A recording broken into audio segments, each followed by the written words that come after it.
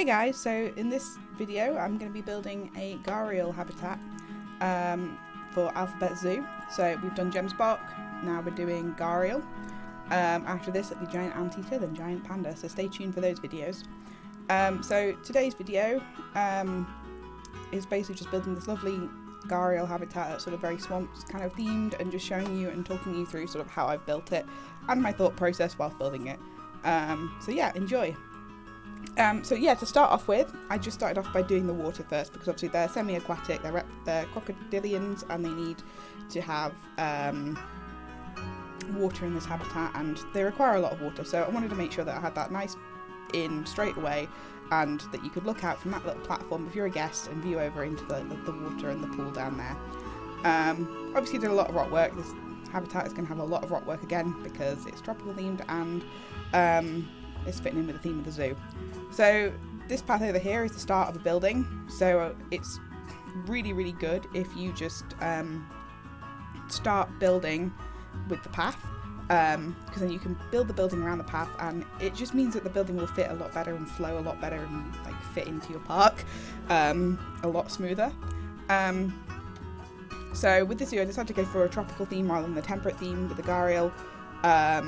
The main sort of theme I was going for really was like this swampy mangroves, and just, yeah, that kind of like densely vegetated, very damp, wetland kind of environment. So yeah, I started off with the building in just this kind of square shape. I didn't want to go anything too complex with this because it's just for the Gharial. There's only going to be one of them, so there's not much point in like going too big or into too much detail. So a lot of sort of reptile houses do have like sand inside the areas where they have like the crocodiles, so that's kind of why I put the sand down in there. Also the electric fence now fits in with the rest of the zoo, and I do quite like the appeal of it and like the aesthetic. I do put plants around it to kind of hide it though, so it looks a little bit nicer than just this empty kind of fence. So yeah, this is when we're sort of getting a bit fun with the water and the plants now. So the base of the building is done, and now we have the Gharials in. I was just seeing kind of how much space we had. I only had the space for one, which is fine. I think the only Gharial I've ever seen was really at Chester Zoo, and that they only seem to have one Gharial in their habitat anyway. Speaking of which, this is kind of the theme I was going for with this habitat, is this overgrown, swampy mangrove kind of habitat. Obviously they're from like Asia, they can find in places like Vietnam, Cambodia and all that. And one of the big things about the habitat is they do have a lot of kind of like mangroves growing in them. So I haven't been to many tropical places, but the one place I have been to is Mexico. I did my dissertation there, and that was based on sea turtle behaviour in response to tourism. So when we were there, the sort of landscape was very much a case of like just like tropical rainforest, then this like mangrove habitat, then the beach. In some cases there wasn't even a beach at all, and the trees were just growing straight into the ocean, and it's just this really kind of cool habitat, I think. And you know, they're so important as well. Like they help prevent us from storm damage, they help prevent coastal erosion, they help keep water quality good, which in developing areas, you know, the water quality is never always the best. So by having the mangroves, they're actually helping improve their water quality. However, the sad thing about where we were in Mexico was they're actually cutting down a lot of the mangrove forests to build like hotels and things. So you're just thinking, oh, why are you doing this? This is just like, they benefit you more to keep them than to build like a hotel on them. But obviously they want to have all these beachside hotels, and they're just cutting down this wonderful mangrove habitat.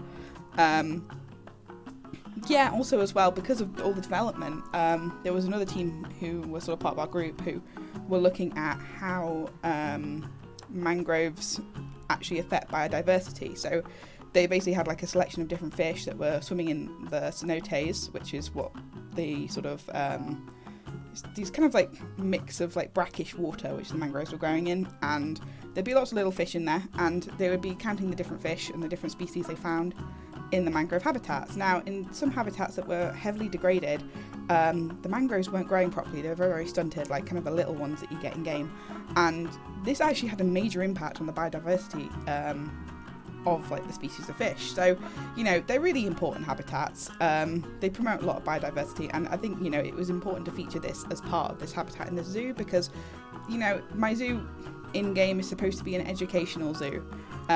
It's supposed to be there to educate the guests. You know, there's education signs all over, there's all these funky little signs that I've been building and adding in. speakers and stuff like that. And, you know, featuring this sort of mangrove habitat is just as important as having a sign about it. Because, you know, you're showing people that this is the mangrove habitat, this is what it looks like, this is why we need to keep it, this is why it's important. So, yeah, that's kind of the theme that I was going with this. Obviously, with mangroves, the roots go straight down into the trees. Into the water, sorry. And, yeah, when I was there, we went swimming in some cenotes. You can't wear sun cream in the cenotes because sun cream contaminates the water. So with some of it was not too much of an issue though, because some of these were underground caves, so we went swimming in some of them and it was amazing.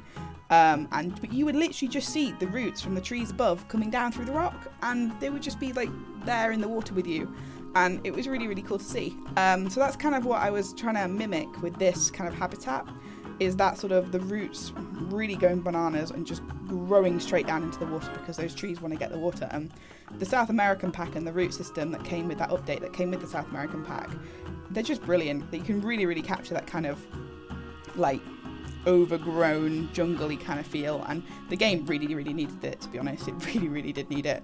So yeah, so that's why all the rocks at the back have got all these kind of overgrown roots going in, because that's kind of what the habitat looks like, really. So this is a very, very simple building, and I was trying to think of ways to sort of make it look a bit more interesting. So just, again, trying to think a bit more structurally. I'm not very good at doing that. That's one of the things that I probably struggle with in the game, is actually thinking about building structure, like, and physics, like what is actually supporting this building, how does this building fit together. And yeah, I struggle with that a lot. So I was just keeping it very, very simple. So yeah, we've got all the water lilies and the water plant.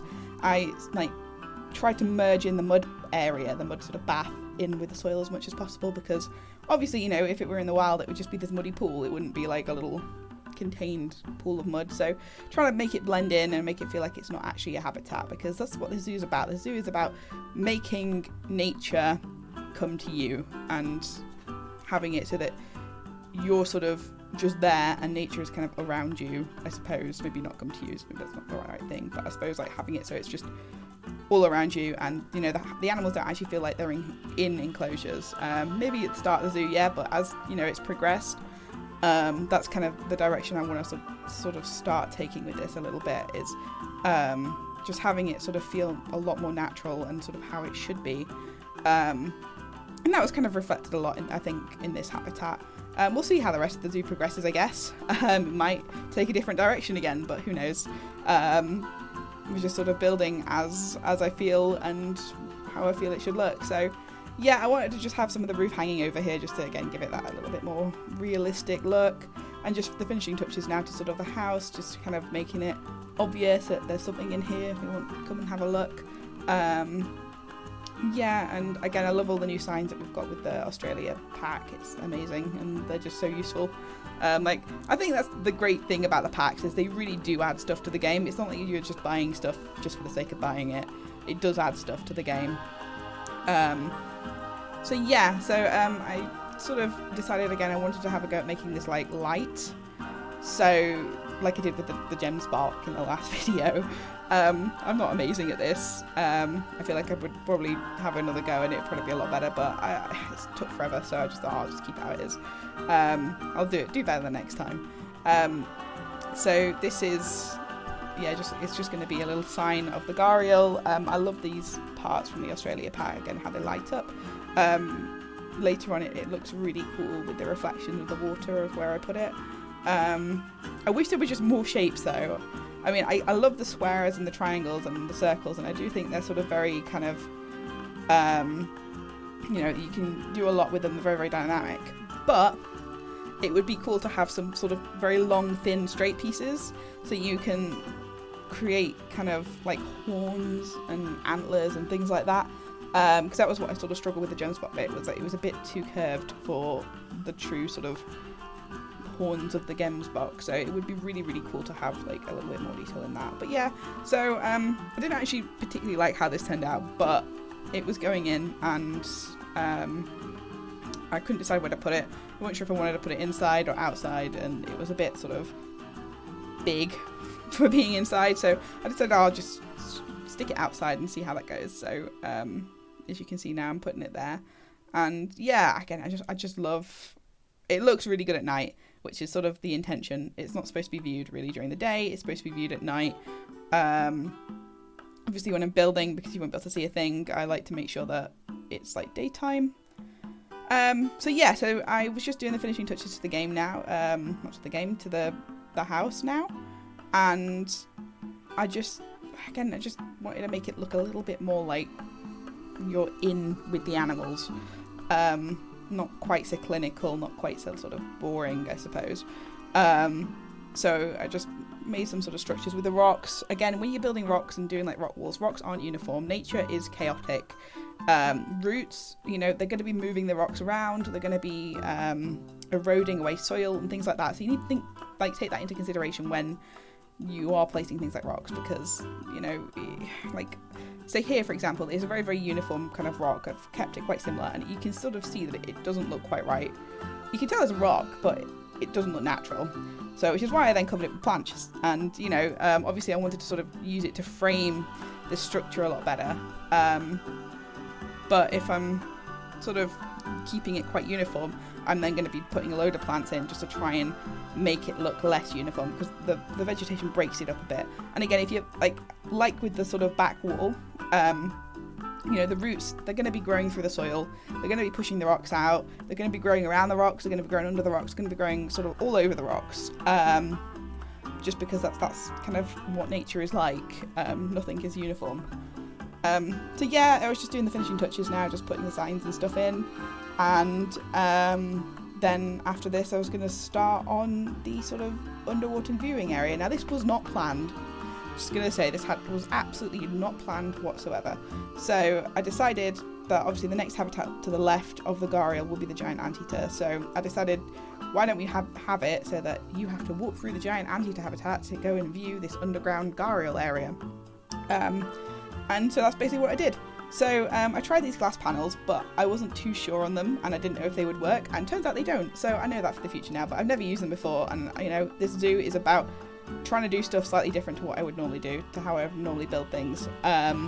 So again, this didn't work, but I did like how it angled. I really did like how it was angled towards sort of like that sort of slope. I just really liked how it looked. It was a really nice aesthetic. So so I was struggling with the path.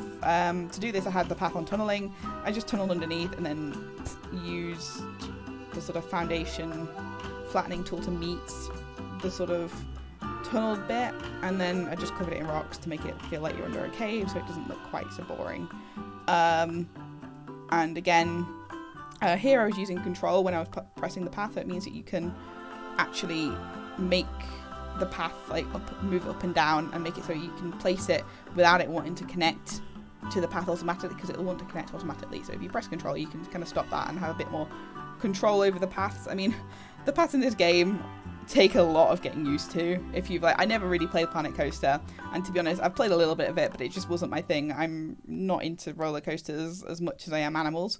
I always used to have Roller Coaster Tycoon, and now I have and Zoo Tycoon 2, and now I have both. But as it was with Zoo Tycoon and Roller Coaster Tycoon, I always played Zoo Tycoon more, and that's basically what's happening with Planet Zoo, is I'm playing more of Planet Zoo because it just interests me more.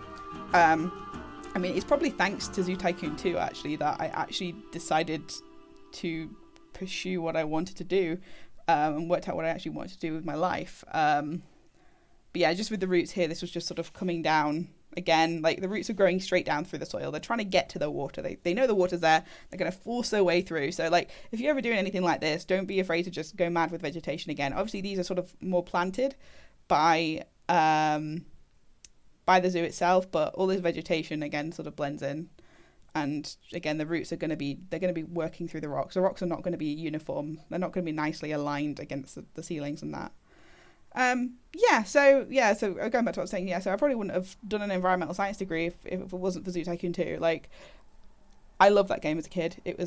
I would spend hours playing on it. I probably had more hours on Zoo Tycoon 2 than I had on I have on Planet Zoo today, and it was just the best, and I absolutely loved that game. And it just inspired me to do environmental science, to go and protect stuff that's out there and do what I can with that. Anyway, I will leave you with the cinematics now of the Gharial in this habitat, swimming around. You should be able to see, you can see where he's got the view of the guests from the cave, and you can see him swimming around, and he does use it, so it's all good. So yeah, I'll leave you that, and I'll see you in the next video. Take care, guys.